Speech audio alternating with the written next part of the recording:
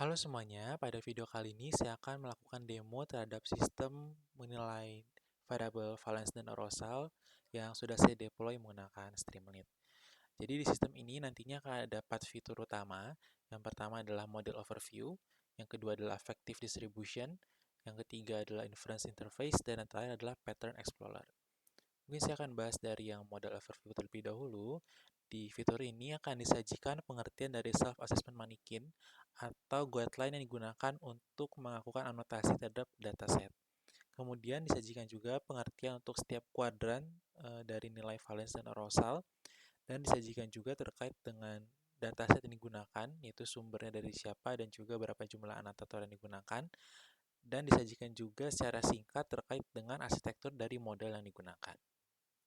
Kemudian di fitur yang kedua, yaitu di affective distribution, disajikan 4 gambar yang berisi dari distribusi data untuk ketiga kategori gangguan dan juga satu gambar untuk keseluruhan dari dataset.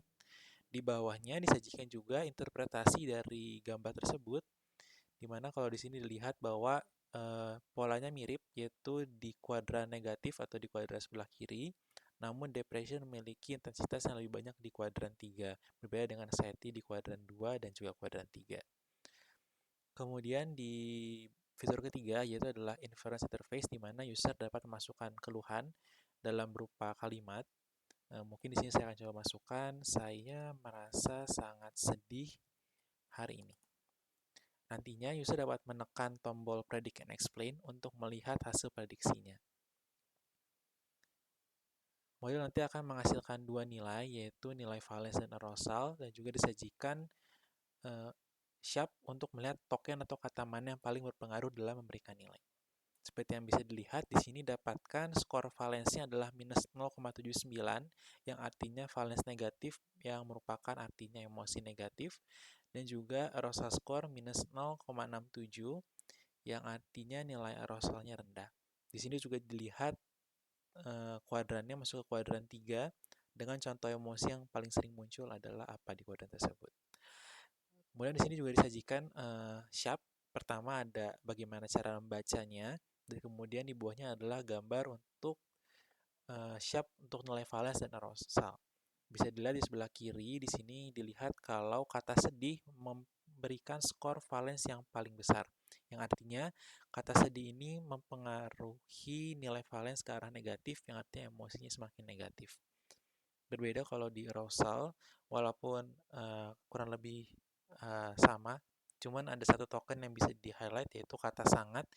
Di sini menunjukkan bahwa kata sangat meningkatkan nilai arousal. Kemudian ada satu fitur terakhir, di mana di sini berfungsi sebagai diary ataupun tempat user dapat memasukkan beberapa macam teks. Apabila user ingin menambahkan teks lebih dari 3, user dapat menekan tombol add text. Nantinya akan bertambah 1. Ataupun remove text untuk mengurangi teksnya menjadi 3 kembali. Misalnya di sini saya ingin memasukkan 3 teks yang berbeda, yaitu pertama adalah saya merasa sangat sedih, kemudian aku merasa kecewa, dan yang terakhir adalah saya tidak berani keluar rumah sejak minggu kemarin. Kemudian user perlu menekan tombol Analyze Emotional Pattern, dan di sini dapat dilihat rata-rata nilai valence dan arousal untuk ketiga teks tersebut. Dan di sini juga bisa dilihat nilai valence dan arousal untuk masing-masing teksnya.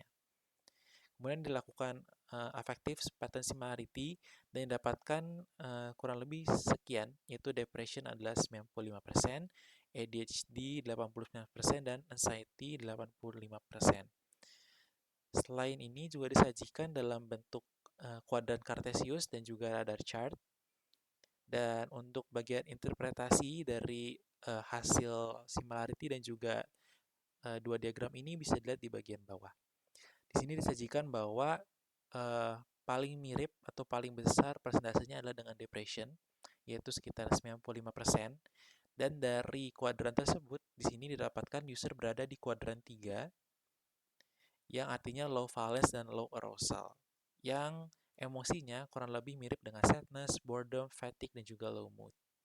Dan di sini juga kalau dilihat dari radar chart, similarity yang paling tinggi itu adalah di depression, yaitu 95,3%, yang menandakan bahwa ini sangat mirip seperti itu.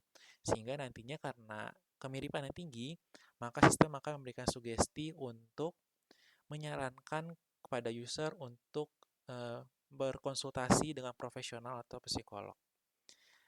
Dan juga di sini diberikan disclaimer bahwa hasil dari affective pattern similarity ini bukanlah untuk menjadi diagnosis klinis, namun hanya sebagai early screening saja, sehingga dalam uh, hasil interpretasi ini tidak bisa digunakan sebagai hasil diagnosis klinis. Dan ditambahkan juga apabila user kebingungan cara membaca skornya, di sini juga disajikan beberapa guidance yang bisa digunakan untuk lebih memahami apa maksud dari angka-angka yang disampaikan melalui sistem ini. Mungkin sekian video demo dari sistem yang telah saya buat. Apabila ada kesalahan dan kekurangan, mohon maaf. Semoga ini bisa bermanfaat bagi kita semua. Terima kasih dan sampai jumpa.